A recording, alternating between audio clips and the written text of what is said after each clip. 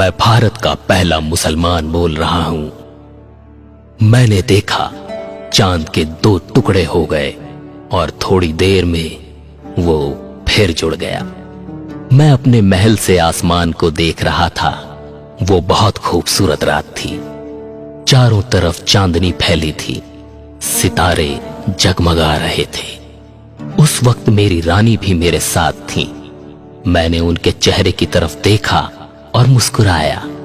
कुछ देर बाद मैं फिर से चांद को निहारने लगा। तभी मैंने कुछ ऐसा देखा जिसने मुझे अंदर तक झकझोर कर रख दिया।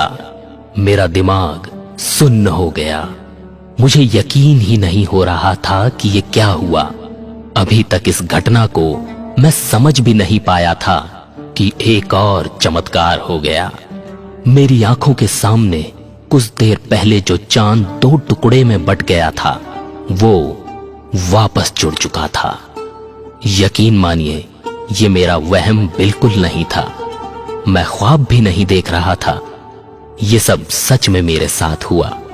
मैंने चांद को 2 टुकड़े होते देखा और वापस जुड़ते हुए भी।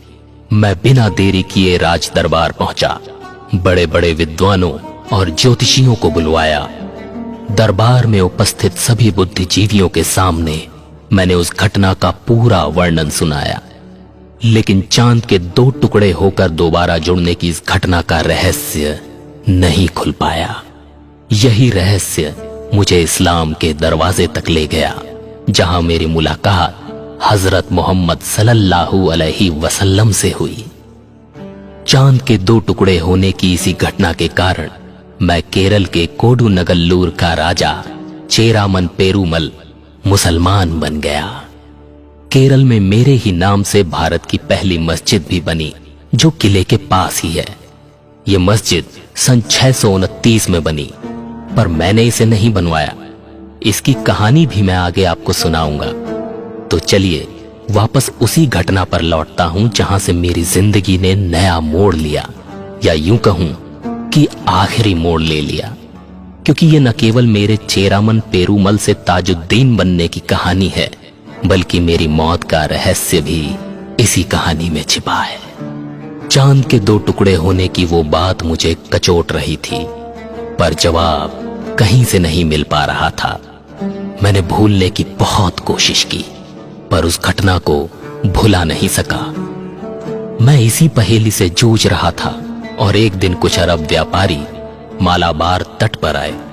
ये बात करीब 1500 साल पुरानी है, लेकिन उन दिनों भी अरब देशों से हमारे यहाँ व्यापार होता था। अरब व्यापारी मालाबार तट पर आया करते थे और मसाले समेत बहुत सी सामग्री खरीद कर ले जाया करते थे। मैंने उन व्यापारियों को दरबार में भोज पर बुलाया। बातचीत के दौरान मैंने उनसे भी इस घटना का जिक्र कर दिया।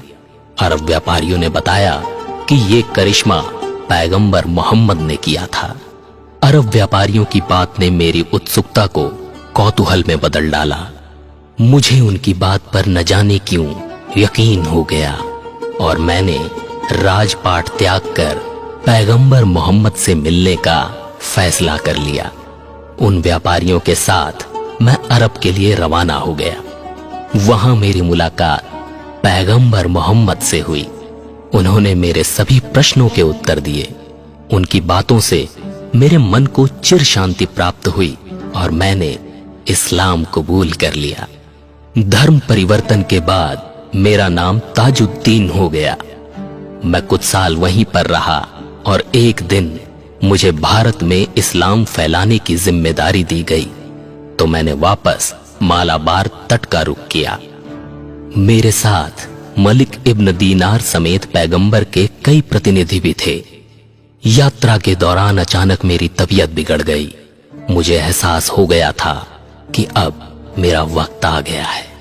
इसलिए मैंने अपने हाथों से कोडुनगल्लूर के राजा के नाम पत्र लिखकर मेरे साथ आ रहे मलिक इब्न दीनार व अन्य साथियों की मदद करने को कहा। मेरी मौत के बाद मलिक इब्न दीनार ने कोडुनगल्लूर के राजा को मेरा पत्र दिखाया। राजा ने मेरी इच्छा के मुताबिक मलिक इब्न दीनार को मस्जिद तामीर करने की मंजूरी दी और इस तरह केरल में भारत के पहले मुसलमान के नाम पर भारत की पहली चेरामन मस्जिद बनी।